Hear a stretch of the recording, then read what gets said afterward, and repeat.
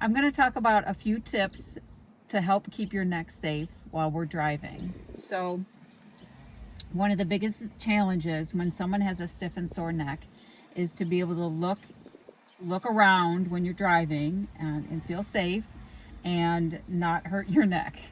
So when you have restrictions in how much you can turn, that can be a real challenge.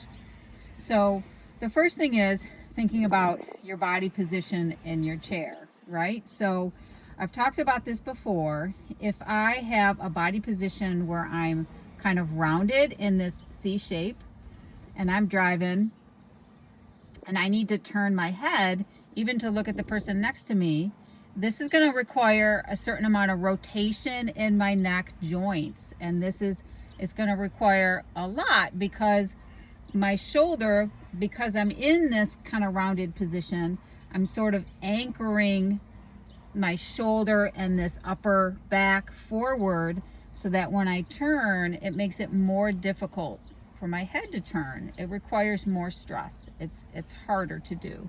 So the first thing is taking a look at how are you sitting in the car. If I simply get my vertical lengthening action in my mind and think about that vertical lengthening position, and my chest is up, sternum is up, shoulder blades are down and back of my neck is long, then when I go to turn, it doesn't require as much stress in my neck. I can turn easily.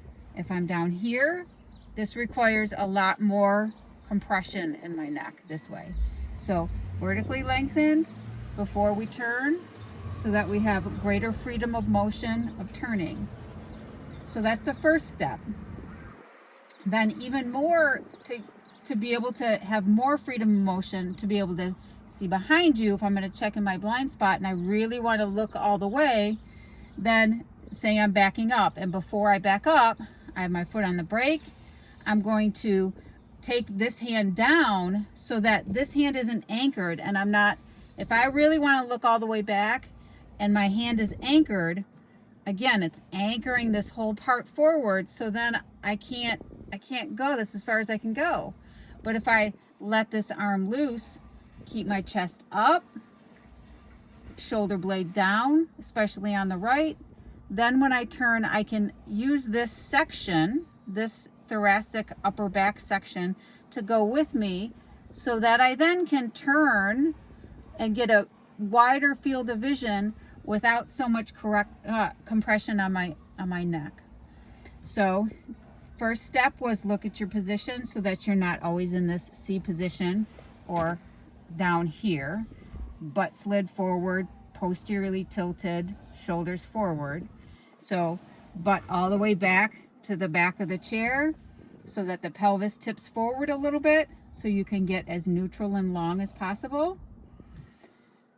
Tall position before you turn your head and neck. And then if you're going to turn all the way back, drop the one hand, let the shoulder girdle help you look all the way back, and then come back to neutral. That's a good start.